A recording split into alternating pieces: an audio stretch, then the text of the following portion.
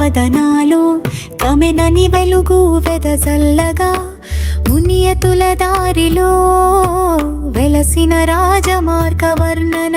శ్రీరామ లక్ష్మణుల సన్నిధానం సకల మిథిలా మౌనమౌదిగి పుష్పాభిషేక ఘోషతో జనుల పుణ్యక్షణం పొంగెనే.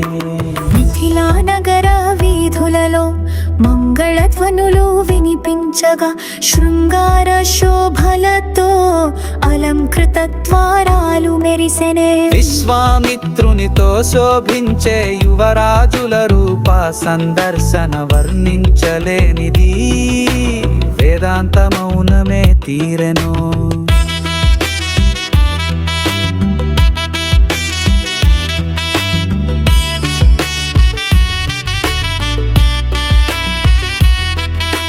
చకిత దృష్టులలో ఉప్పొంగిన ఉత్కంఠ భరిత సంభ్రమం వీరవరు దేవతల వనవాసి రాముడు కాను.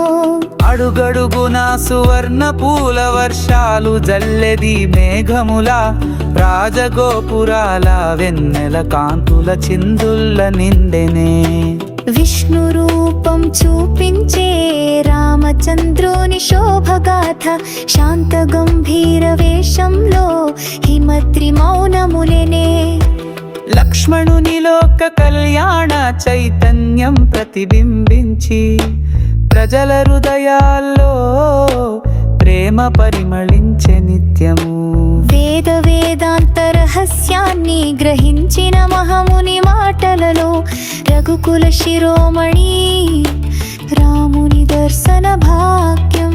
జనకుని కళ్ళలో నిండిన భక్తి భావమేఘాలివే రాముని రూపంలో ఆ తేజోమయం వెలిసెనే. సీతా మందిర పుజానల వెనుక నిలబడిన ఆది ప్రేమ ఓ చిరు చూపుతో రాముని తాత్విక మౌన జ్వలన. నీలవర్ణ రూపంలో భక్తి పూరిత పరిమళంతో ఆ సన్నిధిలో ఆకాశం కూడా శ్వాస వెనకేసే. మిథిలా నగరానికి అది పుణ్యవేళ పరమ పవిత్ర ఘడియ ధర్మ సూత్రాల సంకేతంగా అడుగులు వేసెనే.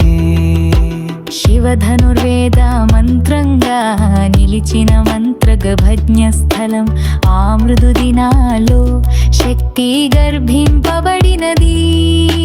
వేద పాఠశాలల నుండి గంధర్వ సంగీతం వినిపించగా దేవతలు కూడా పరవశించే రాముని స్వరూపాన. విశ్వామిత్రుని ఆశీస్సులతో చరిత్ర రాసే కాలపథం మిథిలా నగరాన్ని మణిమాల కాంతులేర్చే. చైతన్య ధారల జాలులా వెలిసిన ప్రజల చుట్టూ రాముని సంచారమే ఆధ్యాత్మిక మిథిలకు శుభదాయకం.